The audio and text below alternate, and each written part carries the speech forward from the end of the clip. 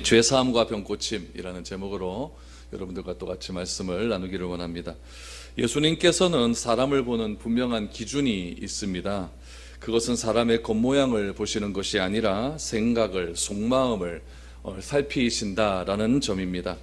사람은 결과를 중심으로 그 사람을 판단하지만 예수님은 결과보다는 과정을 훨씬 더 중요하게 여기시는 분이십니다. 그러나 우리는 어떻습니까? 겉사람, 또 사람의 겉모양을 볼 수밖에 없는 그런 유한한 존재임을 부인할 수 없는 겁니다.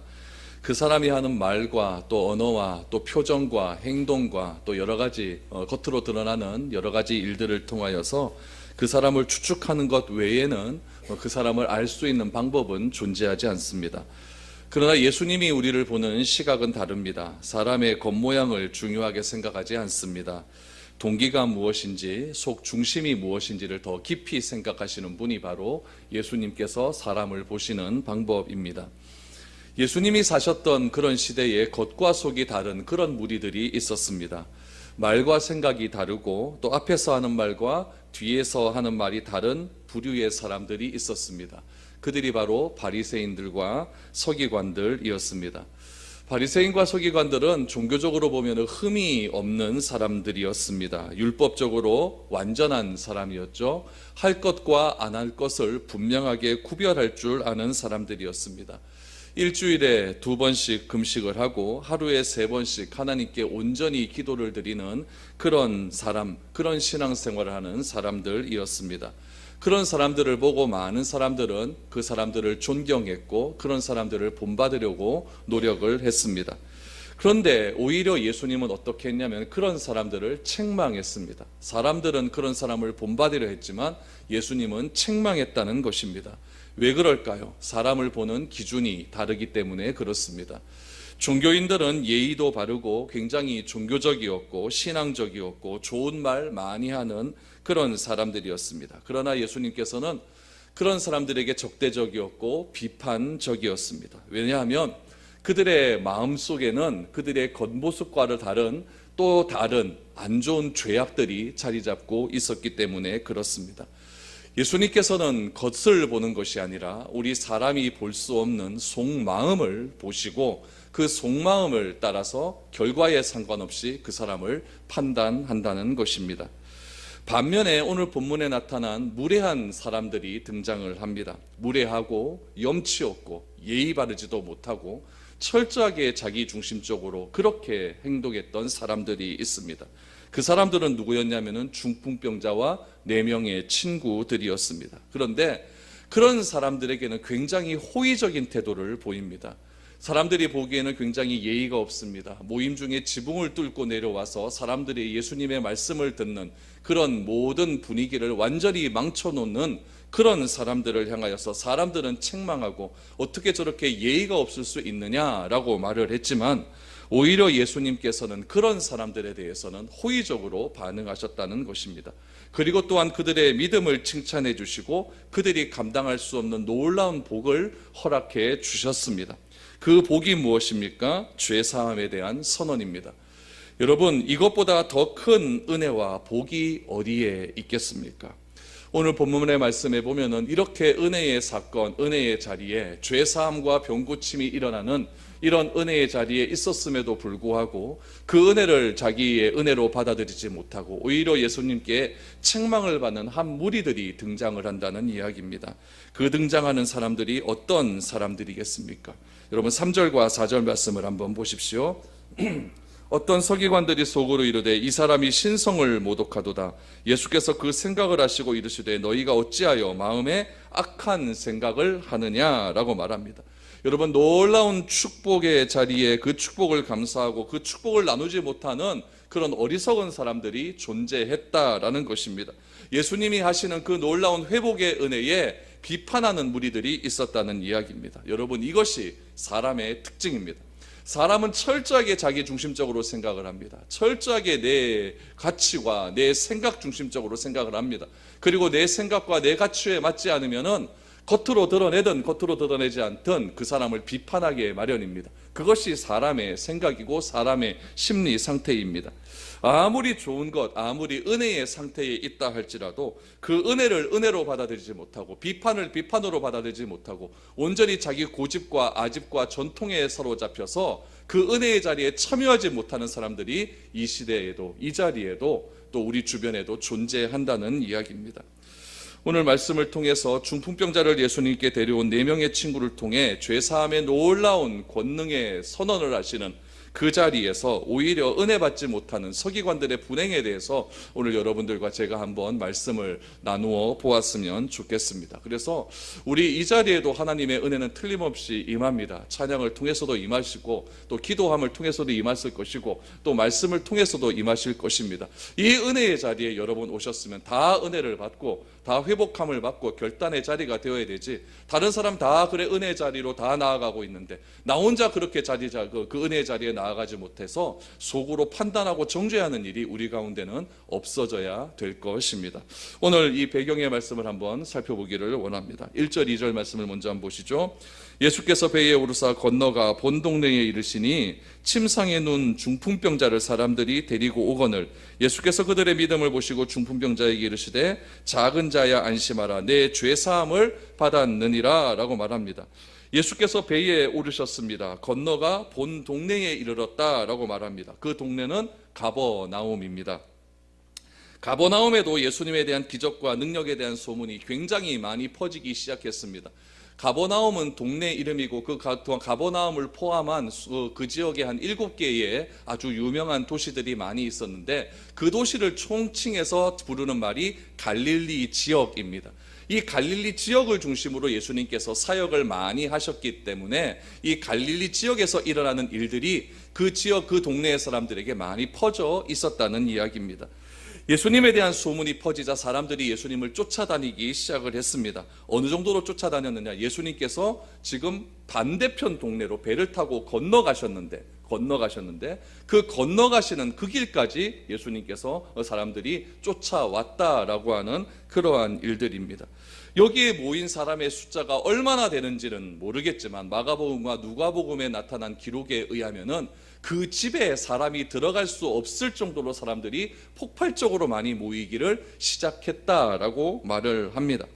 예수님의 말씀 앞에서 사람들이 또다시 충격을 받기 시작을 합니다. 예수님이 하시는 말씀은 그 당시에 바리새인들과 서기관들과 율법자들이 하는 말씀과는 차원이 다른 그런 말씀이었습니다. 예수님의 말씀에는 권위가 있었고 예수님의 말씀에는 그 사람들, 그 당시의 종교인들이 도무지 알지 못하는 능력의 말씀들이 선포되었다는 것입니다. 이렇게 은혜로운 자리에 천장에서 이상한 소리가 들려오기 시작을 합니다. 그러더니 천장에서 구멍이 뚫리고 그곳에서 침상 하나가 내려오기 시작을 했습니다. 여러분, 얼마나 괴이한 일입니까? 얼마나 무리한 일입니까? 얼마나 염치가 없는 그런 일이겠습니까? 이때 예수님께서는 오늘 2절 말씀을 보시면은 무엇이라고 말씀하셨냐면은 이렇게 말씀을 하십니다. 그 중풍병자를 데리고 온 그들의 믿음을 보셨다라고 말을 합니다. 그들의 믿음을 보시고 중풍병자에게 말씀을 하셨습니다. 2절에 나타난 이 말씀은 작은 자야 안심하라 내 죄사함을 받았느니라 라고 하는 이 말씀을 할 수 있는 동기는 어디서 나왔냐면은 그들의 믿음입니다. 우리들의 믿음을 보시고 예수님께서는 우리들에게 말씀하신다라는 이야기입니다. 우리들이 어떠한 마음, 어떠한 생각, 어떠한 동기를 가지고 이 자리에 왔든 이 자리에 오게 하신 분은 바로 하나님이십니다. 그 하나님께 나온 우리들의 믿음을 보시고 예수님은 말씀을 하신다는 이야기입니다.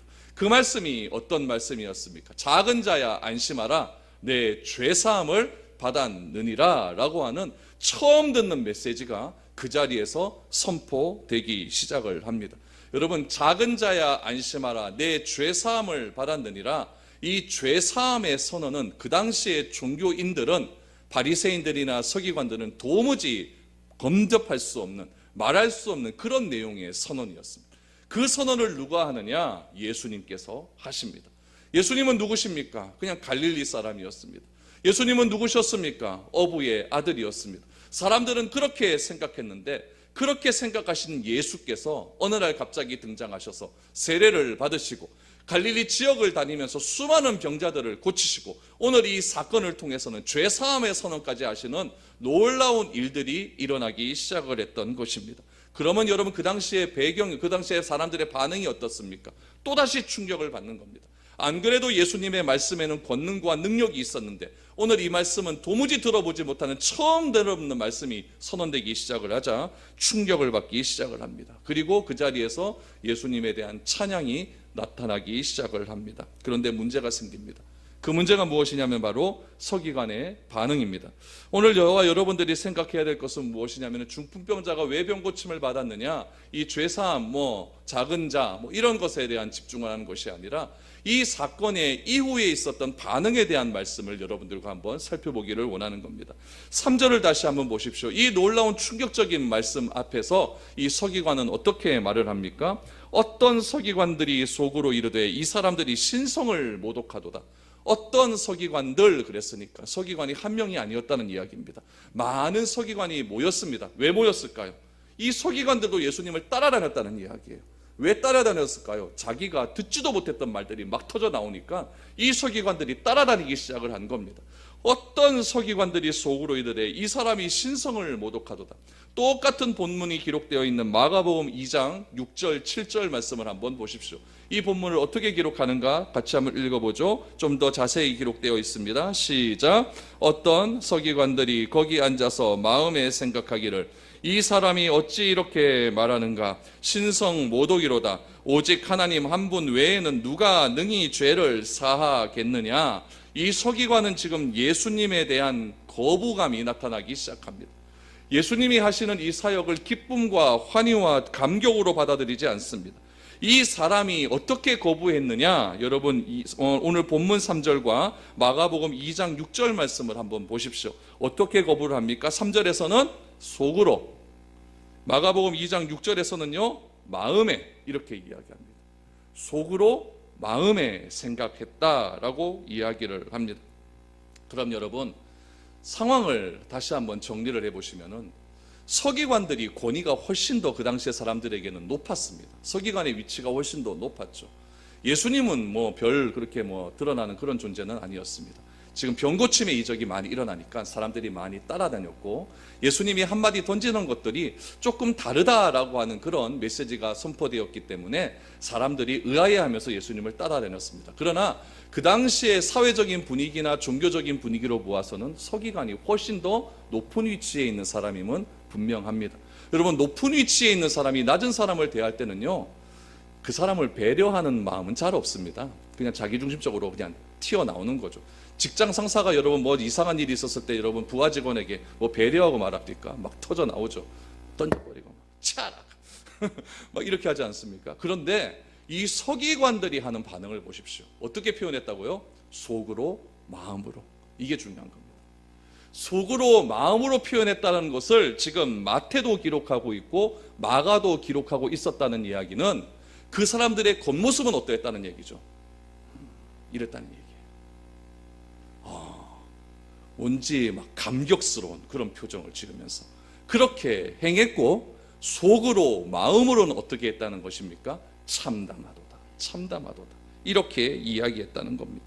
그렇다면 왜 이 서기관들은 사회적으로 보나 종교적으로 보나 훨씬 더 높은 직위에 있었음에도 불구하고 겉으로 표현하지 못했을까요? 이유는 딱 한 가지입니다. 권위 때문에 그렇습니다. 그 권위가, 그 말씀에 대한 권위가 서기관으로 하여금 도무지 말을 하지 못하게 되는 그런 분위기의 조성이 되었다는 이야기입니다. 율법의 전문가인 자신들조차도 한 번도 들어보지 못했던 그런 말씀, 어떤 말씀입니까? 내 죄 사함을 받았느니라 라고 하는 이 말씀, 자기들이 생각하지도 못했던 새로운 시각에서 신선한 충격을 받는 그 예수님의 말씀을 듣고 서기관들은 예수님의 권위 앞에서 한마디도 대답하지 못하는 겁니다. 표정은 아멘 이렇게 얘기하지만 속으로는 참담하도다라고 이야기합니다. 여기서 중요한 것은 무엇입니까? 서기관들도 기적의 현장에 있었다는 겁니다. 중풍병자가 낫는 것을 보게 됩니다. 예수님의 말씀도 들었습니다. 그럼에도 불구하고 이런 부정적인 성격과 태도로부터 벗어나지 못하는 이유가 과연 어디에 있었을까요? 전체적인 마태복음, 마가복음, 복음서에 나타난 여러 가지 배경들을 살펴보면 몇 가지 이유를 찾을 수가 있습니다. 첫 번째 이유는 무엇입니까? 그들이 가지고 있는 고집과 아집 때문에 그렇습니다. 고집과 아집, 그들이 가지고 있는 고집과 아집을 우리는 무엇이라고 얘기하냐면 전통이라고 이야기를 합니다. 마가복음은 그들의 마음으로 가진 생각을 이렇게 표현합니다. 우리 오늘 자막에 나와 있는 마가복음 2장 6절 7절 말씀을 다시 한번 보십시오. 마음으로 생각하기를 이렇게 이야기합니다. 이 사람이 어찌 이렇게 말하는가? 신성모독이로다. 오직 하나님 한 분 외에는 누가 능히 죄를 사하겠는가? 여기서 알아야 될 것이 있습니다. 서기관이 누구의 이름을 들먹입니까? 하나님의 이름을 말합니다. 이 서기관은 하나님에 대해서 압니까? 모릅니까? 압니다. 그런데 왜 이런 말을 할까요? 하나님에 대해서 바로 모르기 때문에 그렇습니다. 이런 태도를 가진 그리스도인들이 굉장히 많이 있습니다. 거역할 수 없는 성령의 역사를 체험합니다. 또 영적인 권위 앞에 압도를 당하기도 합니다. 그러나 자존심과 교만 때문에 그러한 권위 앞에 온전히 나아가지 못하는 사람들이 있습니다. 예수님과 교회를 거부할 수 없지만 어딘가 못마땅한 것입니다. 그들은 하나님도 압니다. 예수님이 하나님의 아들이라는 것도 압니다. 그런데 뭘 하지 않느냐? 믿지를 않습니다. 지식적으로는 아는데 믿지를 않는 겁니다. 믿음의 교회, 이 교회 주변에서 항상 어성거리기는 합니다. 세상에서도 그리스도인으로서의 삶을 드러내지 못하고 믿는 자인지 그렇지 않은 자인지 구별됨이 없습니다. 그러나 신앙이란 여러분 그렇게 하는 것이 아닙니다. 신앙은 예수님의 권위 앞에 철저하게 순종하는 겁니다. 마음으로부터 항복함이 일어나는 겁니다.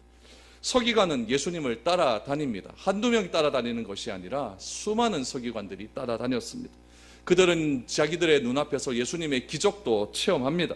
말씀을 들었습니다. 그럼에도 불구하고 하나님을 안다고 하는 사람이 마음속으로 행하는 말의 내용은 무엇이냐면은 어떻게 이렇게 말하는가? 신성모독이로다. 하나님 한 분 외에 누가 능히 죄를 사하겠는가? 이 말은 자기의 머릿속에 담긴 그 하나님의 능력 외에는 하나님의 능력을 인정하지 않는 겁니다. 두 번째는 무엇입니까? 신앙적인 편견과 고정관념 때문에 그렇습니다. 서기관의 직업의 특성은 무엇이냐면은 성경을 베끼는 사람입니다. 그 당시에는 이렇게 인쇄술이 발달되어 있지 않기 때문에 성경을 이렇게 필사하는 사람들이 있었습니다.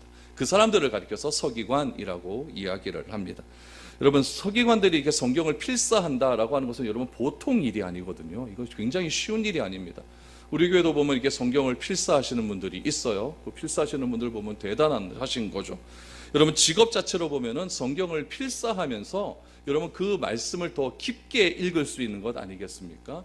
우리가 책을 읽을 때 독서한다라고 하는 말을 표현을 하는데 어떤 분들은 독서할 때 어떻게 독서하냐면은 그것을 베끼면서 독서합니다. 이건 뭐냐면은 천천히 독서하는 것을 필사하는 것을 천천히 독서한다 그래요.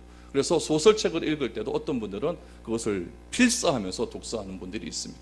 그러면 좀 더 자세히 읽을 수 있겠죠. 좀 더 정확하게 읽을 수가 있겠죠. 서기관들은 구약 성경의 그런 모든 성경을 하나하나 베끼는 사람들이었습니다. 그러니 얼마나 율법에 대해서 잘 알겠습니까? 그 받은 율법을 가르치지 않겠습니까? 가르치면 얼마나 또 율법에 대한 해박한 지식들이 있겠습니까?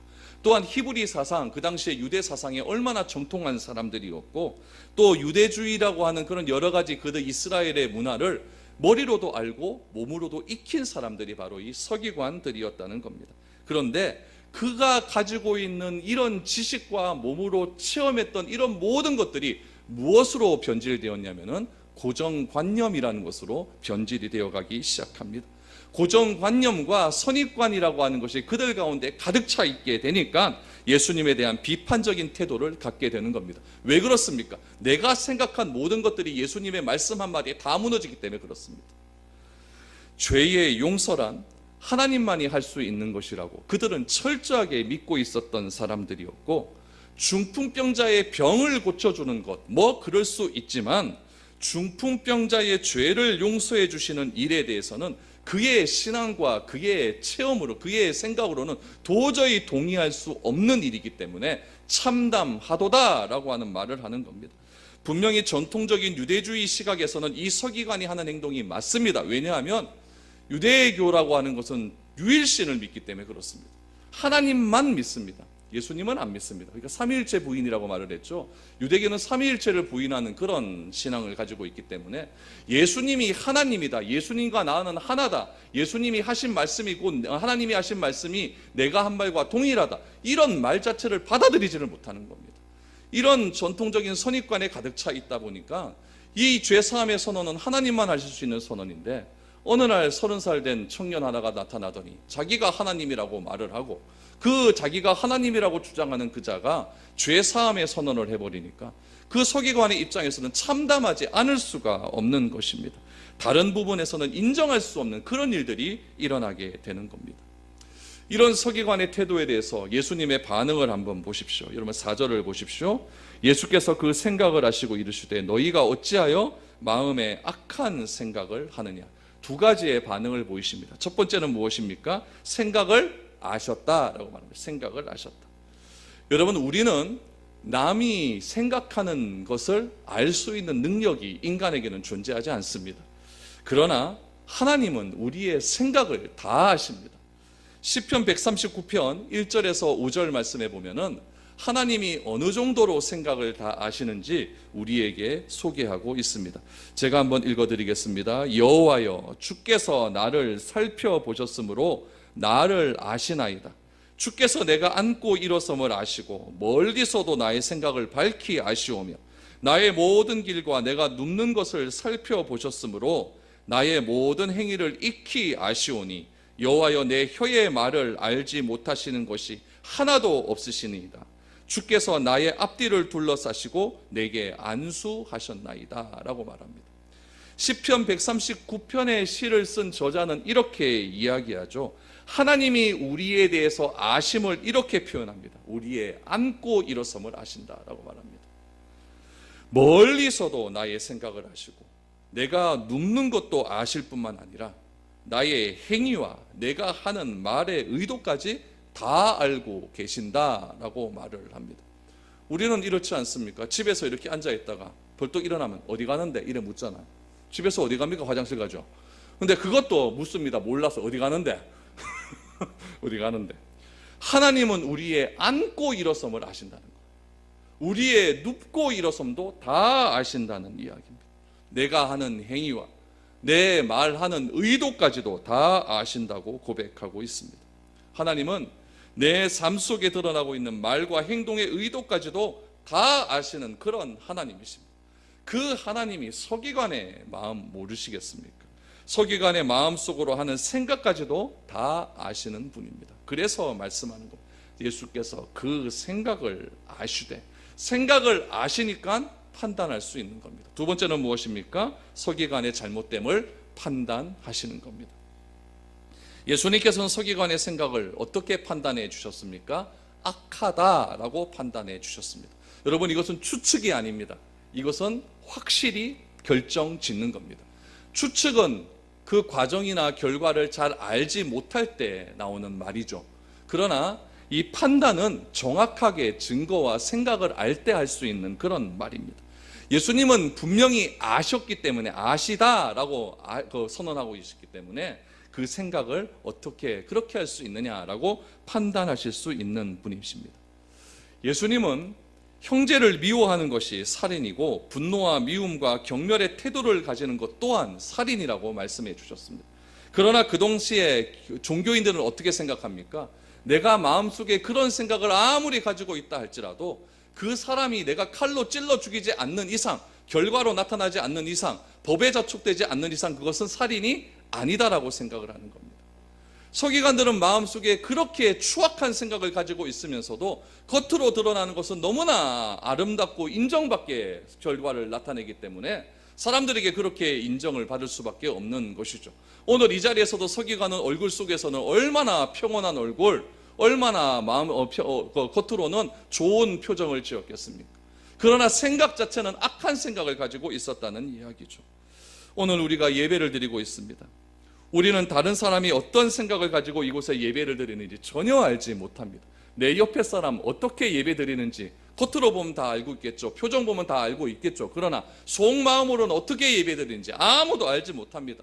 저도 여러분들이 어떻게 예배 드리는지 알 수 있는 방법은 하나도 없습니다. 알 수 있는 방법은 무엇입니까? 눈 감고 있나 안 감고 있나. 요거 갖고 저는 판단할 수밖에 없는 것이죠. 그러나 예수님은 어떻습니까? 오늘 이 자리에서도 여러분들의 생각을 아십니다. 그리고 뭐라고 말씀하십니까? 우리의 예배드리는 태도가, 예배드리는 마음이 악하다, 그렇지 않다라고 판단하실 수 있다는 거예요. 제가 판단하는 것이 아니라 하나님은 그렇게 판단하실 수 있다는 이야기입니다. 그렇기 때문에 우리가 들어야 될 메시지는 무엇이냐면은 내가 지금 생각하고 있는 것이 무엇인가, 하루 중에 내가 가장 많이 생각하고 있는 것이 무엇인가, 거기에 집중하셔야 됩니다. 그것이 나의 전부입니다. 그 생각이 나의 전부예요. 서기관은 항상 예수님을 바라보며 어떻게 생각을 합니까? 저 사람이 참담하도다. 어떻게 저런 말을 할 수가 있는가? 이렇게 얘기하는 거죠. 예수님은 서기관들에게 이렇게 말씀하셨습니다. 그 생각을 하시고 이르시되 너희가 어찌하여 마음에 악한 생각을 하느냐. 그러면서 그 서기관들에게 한 가지 질문을 던집니다. 그 서기관을 판단하거나 그 서기관들에 대해서 그 자리에서 막 우사를 주는 것이 아니라 무엇이라고 말하냐면은 질문을 던져서 그들 스스로 깨달을 수 있도록 그렇게 말씀을 해 주시는 거죠. 5절 말씀을 보시죠. 내 죄사함을 받았느니라 하는 말과 일어나 걸어가라 하는 말 중에 어느 것이 쉽겠느냐. 예수님께서 악한 생각을 하고 있는 사람을 정확하게 아십니다. 보통 사람 같으면 비판하겠죠. 정죄하겠죠. 혼을 내주겠죠. 그런데 예수님은 악한 생각을 하는 서기관들에게 물리적인 힘을 가시 사용하지 않습니다. 오히려 스스로 자기 죄를 깨달을 수 있도록 유도를 해 주십니다. 그 유도가 무엇입니까? 죄 사함을 받는 것과 일어나 걸어가는 하는 말 중에서 어떤 것이 더 쉽겠느냐? 그리고 스스로 죄를 깨달을 수 있도록 유도를 하기 시작합니다. 여러분, 어떤 것이 더 쉽겠습니까? 죄 사함을 받으라, 일어나 걸어라, 어떤 것이 더 쉽겠습니까? 사실 우리 인간에게 있어서는 이 두 가지 다 쉬운 문제는 아닙니다. 죄에 대한 해결은 인간이 해결할 수 있는 것이 아닙니다. 죄는 죄값이 반드시 지불돼야 되기 때문에 인간으로서는 죄값을 지불할 수 있는 능력이 없습니다. 그러나 우리 믿는 자들은 죄 사함을 받는 것이 눈에 보이는 것이 아니기 때문에 어떻게 생각할 수 있냐면은 쉽다라고 생각할 수 있습니다. 죄 사함은 영원한 하나님의 심판을 면하는 길 같지만 당장의 그 효과가 내 눈앞에 드러나는 것은 아닙니다. 내가 예수님 믿었다고 해서 그날 그 믿는 그 순간부터 내 마음 가운데 평강이 넘치고 할렐루야 찬송을 부르면서 맨날 인상 찡그리고 다녔던 사람이 환한 뭐 천사와 같은 얼굴을 가지고 그렇게 다니는 사람 봤습니까? 그건 아닙니다. 그건 아니에요. 그렇기 때문에 죄 사함에 대해서 사람들이 소홀하게 여기는 경향이 있다라는 이야기입니다. 그에 비해서 병이 낫는 것은 어떻습니까? 그 병이 낫는다라고 하는 것은 당장 눈에 보이고 또 놀라운 체험적인 사건입니다. 그러나 병이 낫는다고 해서 영원한 구원을 우리가 얻을 수 있는 것 또한 아닙니다. 그러므로 인간이 느끼기에 무엇이 더 중요하다고 느끼냐면은 병이 낫는 것 굉장히 중요하다고 느낍니다. 그러나 효과 면에서는 죄 사함을 받는 것이 훨씬 더 크다는 것을 우리는 알아야 됩니다.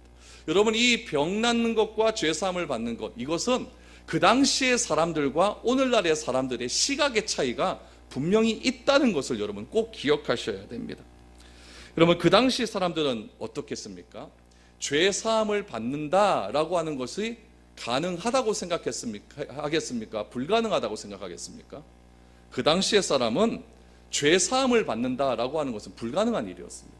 왜냐하면 이것은 오직 하나님만이 하실 수 있는 것이고 실제로 죄인은 죄인으로 살다가 죽어야 된다라고 생각하는 것이 그 당시의 통상적인 생각이었습니다. 그 대신에 병을 낫는 것은 기적을 통해서 충분히 일어날 수 있다라고 생각을 한 겁니다. 그러니까 그 당시 사람들은 죄 사함은 어려운 것이고 병 고침은 좀 쉽다라고 생각을 하는 거죠. 그러나 오늘날은 어떻습니까? 뭐가 더 쉽습니까? 죄사함 받는 것이 훨씬 더 쉽죠. 나와갖고 사용리 딱 드러내놓고 하나님 당신을 사랑하십니다 이래 얘기하고, 근데 죄에 빠졌습니다. 하나님 예수님 보내주셨습니까? 믿습니까? 안 믿습니까? 그럼 같이 영접기도 합시다. 영접기도 하면은 죄사함 받은 거 아닙니까? 요즘은 요 죄사함을 이렇게 받습니다. 굉장히 죄사함의 문제를 쉽게 생각을 하는 겁니다. 그래서 죄의 용서함은 쉽지만 뭐는 어렵습니까? 병 고치는 거 쉽지 않습니다. 취직하는 거 쉽지 않습니다. 어떤 분들 결혼하려고 교회 오지 않습니까? 대형 교회 가지 않습니까? 거기 가면 처녀 총각들 많다고. 그런다고 거기 가서 결혼이 됩니까? 그것도 쉽지 않습니다. 여러분, 실제로 죄사함과 병 고침은 우리의 인간의 능력으로는 불가능한 일입니다. 현대에는 의사에게 고칠 수 있는 병과 그렇지 못하는 병이 아직까지 이 세상에 존재는 하긴 합니다. 그러나 환자들에게는 병은 의사가 고칠 수 있는 것이든 그렇지 않는 것이든 다 힘든 것은 사실입니다. 저 배에 구멍 3개 들었다고 얼마나 힘들었다고. 막 이건 진짜 힘들더라고요. 그래서 유대인들은 예수님의 질문에 대답을 안 하는 겁니다. 병 고침과 죄사함 어느 것이 더 쉽겠느냐, 대답을 안 하는 겁니다. 여러분, 구약시대 때 또 신약시대 때를 한번 보십시오. 엘리야, 구약의 엘리야, 신약의 베드로나 바울 기적을 베풉니까 안 베풉니까? 베풀었습니다. 베드로와 요한 성전 미문에 있는 안전뱅이 막 일으킵니다. 베드로 도로가 살려내지 않습니까? 살려냅니다. 그런데 성전 미문의 안전뱅이를 일으키고 죽은 자를 살려내는 그 사역의 현장 속에서 베드로가 죄사함을 선언합니까?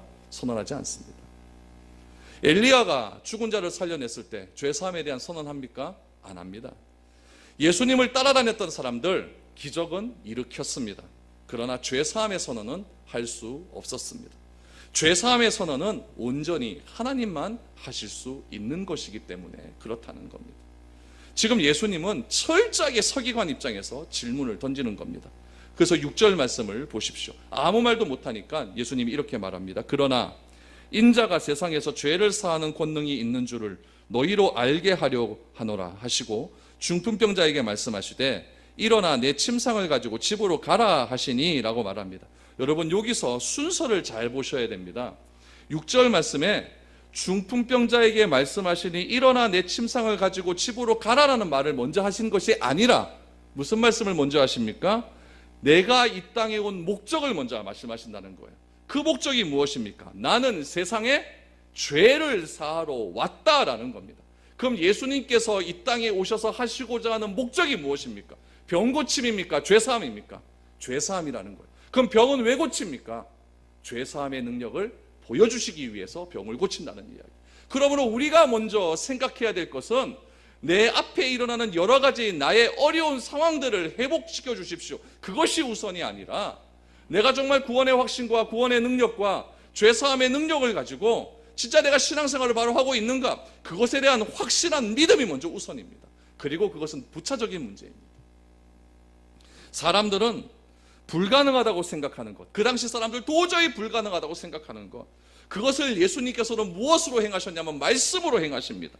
그러므로 말씀으로 행하심으로 말미암아 참된 기적은 무엇이냐? 병 고침이 아니라 바로 죄의 사함에 있다는 것을 분명히 우리에게 말씀해 주시고 있는 겁니다. 그리고 나타나는 증거가 무엇입니까? 일어나 침상을 들고 가라라고 했을 때 그가 어떤 반응을 보입니까? 진짜 침상을 들고 일어나 갔겠습니까? 안 갔겠습니까? 갔죠. 당연히 갔죠. 당연히 갔죠. 이때 그 자리에 있었던 사람들이 받은 충격은 어마어마했을 것입니다. 여기서 우리는 병이 나았다라는 것도 중요하겠지만 그 병자가 병이 나음을 통해서 누가 드러납니까? 하나님이 그대로 드러나시는 겁니다. 죄사함의 능력을 가지고 있는 하나님이 드러나시는 것이고, 하나님이 인간의 육체를 입고 이 땅에 오셔서 하나님만 하실 수 있는 그 죄사함의 능력을 예수님께서 하셨다고 하는 그 사실이 그대로 드러나게 되는 겁니다. 그러므로 병 고치는 것이 우선이 아니라 내 삶을 통해서 어떻게 하나님께서 드러나고 있는가, 그것을 내가 확실하게 목적을 가지고 나아가는 것이 훨씬 더 중요하다는 것입니다. 여러분, 우리가 세상 살아가면서 이런 일 당할 수도 있고 저런 일 당할 수도 있습니다. 그러나 그 결과로 우리가 예수님을 알게 되었다고 한다면, 어떤 사람은 병중에 있어서 그렇게 예수님을 알게 되었고, 어떤 사람은 자기에게 엄청난 큰 사건, 좋은 일이 있어서 예수님을 알게 되었다라고 한다면, 여러분, 그것 또한 어떤 희생의 결과이고 그것 또한 어떤 대가가 지불되었기 때문에 나에게 이렇게 예수님을 알 수 있는 능력이 임하게 되었다는 사실입니다. 내 죄사함의 진리, 내 죄사함의 특권과 비교할 수 있는 세상의 대가는 아무것도 없습니다. 이 놀라운 죄사함의 권능과 능력이 누구에게 있습니까? 바로 예수 그리스도에게 있다는 이야기예요. 왜 그렇습니까? 예수님은 곧 하나님이시기 때문에 그렇습니다. 그러므로 예수님은 오늘 사건을 통해서 자신이 병을 낫기 위해서, 병을 고치기 위해서 이 땅에 온 것이 아니라 죄 사함을 위한 것임을 분명히 말씀해 주셨습니다. 치유의 사건은 무엇입니까? 자신이 하나님이 드러나는 증거입니다. 단지 예수님이 그동안 사람들의 병을 치료한 것은 눈으로 병이 낫는 것을 보지 않으면 사람들이 죄의 용서를 믿지 못하기 때문에 실제로 깨닫도록 하기 위해서 병고침의 이적을 많이 보여주신 겁니다. 오늘날에도 여러분, 이 병고침의 이적은 일어나고 있습니다. 저는 그렇게 믿고 있습니다. 우리가 간절히 기도할 때 하나님께서는 병고침의 능력을 틀림없이 일으켜 주실 것입니다.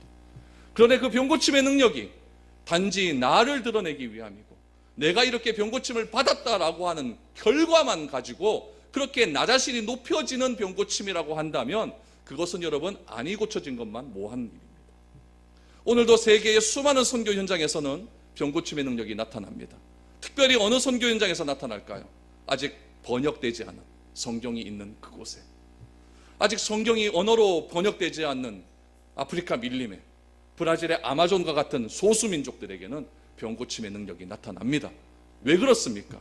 그들에게는 하나님을 보여줄 수 있는 방법이 아무것도 없기 때문에 그렇습니다. 그래서 병고침의 능력을 통하여서 하나님께서 이렇게 역사하신다는 것을 그들에게 보여주고 이렇게 행하시는 분이 바로 하나님이라고 하는 증거를 그 선교 현장에서 나타나고 있다는 이야기입니다. 예수님은 사람의 몸에 있는 병이든지 아니면 마음에 있는 죄라고 하는 병이든지 그 병을 고쳐 주심으로 우리에게 새로운 인생을 허락하여 주시는 분임을 우리는 반드시 기억해야 됩니다. 그래서 저는 말합니다. 안 되는 거 있으면, 일단 병으로 인해서 안 되는 거 있으면 같이 기도하자. 기도하면 내가 철저하게 낮아지거든요. 내가 더 낮아지고 하나님이 드러나게 되거든요. 혹시라도 내가 드러나는 그런 기도를 한다면 하나님께서는 기도를 쉬지 않는 자들에게 그 기도까지도 고쳐줄 수 있는 능력이 있기 때문에 안 된다고 자꾸 그러지 말고 일단 기도해보자. 기도하면 하나님께서 어떻게 해주실 것 아니겠느냐. 그걸 통해서 하나님의 살아계심이 증거되는 겁니다. 누구에게 증거됩니까? 저는 1차적으로 나 자신에게 증거된다고 봅니다. 그리고 우리 교회 성도들에게 다 증거가 돼요. 그리고 믿지 않는 자들에게 증거가 되는 겁니다. 저는 이런 놀라운 능력이 이 자리에서 일어날 수 있기를 원하고 있습니다. 그래야 됩니다. 내 제사함의 병이든지 내 육신의 병이든지 고침을 받아야 됩니다. 그런데 이 사실을 목격한 사람들의 반응을 한번 보십시오. 8절 말씀을 보시기 바랍니다. 8절에 보니까 무리가 보고 두려워하며 이런 권능을 사람에게 주신 하나님께 영광을 돌리니라 라고 말합니다. 두 가지 반응이죠. 첫 번째는 두려워했다라는 반응입니다. 여러분, 이 두려움이라고 하는 반응을 여러분이 공포, 겁남 이런 것으로 받아들이면 안 됩니다. 이 두려움이라고 하는 것은 여러분 하나님에 대한 경외함의 표현입니다. 경외함의 표현이죠. 그래서 하나님에 대한 경외함이 높아지면 높아질수록 하나님 앞에 두려움이 나타나기 시작을 합니다. 그래서 철저하게 하나님 앞에 엎드려지게 되죠. 베드로가 예수님을 갈릴리 바다에서 만난 다음에 깊은 데로 가서 그물을 던지라고 했을 때 만선이 되지 않습니까? 그 만선이 되는 현장 속에서 베드로가 예수님께 나와서 첫 마디 한 것이 무엇이냐면 주여 나를 떠나소서 나는 죄인입니다. 이것이 두려움입니다. 여러분, 우리는 하나님 앞에서 두려움을 가질 수 있는 경외함이 필요합니다. 그 경외의 대상이 바로 우리의 예배의 대상이신 하나님이십니다. 그런 마음으로 우리가 예배함으로 나아가야 됩니다. 또 한 가지 사실은 무엇입니까? 하나님께 무엇을 돌렸다고요? 영광을 돌렸습니다. 참된 그리스도인의 삶의 자세는 하나님께 영광을 돌리는 일입니다. 로마서 14장 8절 말씀해 보니까 이런 말씀이 있죠. 같이 한번 읽어볼까요? 시작. 우리가 살아도 주를 위하여 살고 죽어도 주를 위하여 죽나니 그러므로 사나 죽으나 우리가 주의 것이로다. 아멘. 이것이 신앙입니다. 무슨 일을 만나도 어떤 일을 당해도 하나님께 감사하며 영광 돌리는 삶, 이것이 진정한 그리스도인의 자세죠. 성경이 우리에게 말하고 있는 부분은 바로 이 죄에 대한 부분입니다. 우리 인간에는 죄를 해결할 수 있는 능력이 없습니다. 그러나 하나님에게는 이 죄 사함의 능력이 있습니다. 서기관들은 같은 자리에서 같은 능력을 보고 느끼고 들었음에도 불구하고 의심하며 불평하며 정죄하는 삶을 살았습니다. 그렇기 때문에 이 바리새인과 서기관들은 예수님으로부터 항상 받는 메시지가 무엇이냐면은 화 있을진저 서기관과 바리새인들이요 라고 하는 책망을 계속해서 듣게 됩니다. 우리가 이 교회에서 해야 될 삶이 무엇입니까? 예배드림을 통해 어떤 이는 은혜의 자리로, 어떤 이는 그렇지 못한 자리로 두 갈래로 항상 갈려지게 되어 있습니다. 신앙생활은 항상 둘 중에 하나 선택하는 겁니까? 예배 드릴 건가 안 드릴 건가? 하나님 선택하겠느냐 세상 선택하겠느냐? 이 둘 중에 하나 싸움입니다. 신앙의 길은 이 선택의 싸움이라고 한다면 무엇을 선택하느냐의 기준은 내 생각까지도 아시는 하나님께 집중해야 된다는 이야기입니다. 내 생각을 아시고 너희가 하는 그 생각이 잘못되었다라고 판단하시는 그 예수님의 기준에 철저하게 우리가 시각을 맞추어야 된다는 이야기입니다. 바른 선택함을 통해서 주께서 허락하신 크고 놀라운 은혜를 항상 체험할 수 있기를 축복합니다. 하나님은 성령을 통해서 우리들에게 항상 말씀하실 것입니다. 그 말씀을 기억하시고 오늘 이 자리에서 하나님을 찬양하고 기도할 때에 하나님, 나에게도 죄사함의 능력이 나타나게 하옵소서. 그 죄사함의 능력이 내가 해결되지 못하는 그런 부분에서 증거로 나타날 수 있도록 도와주옵소서. 세상에서 하나님의 증인으로서의 삶을 나타나기를 소망합니다. 이런 마음으로 찬양하고 기도할 수 있는 우리 축복된 하루하루가 될 수 있기를 원합니다.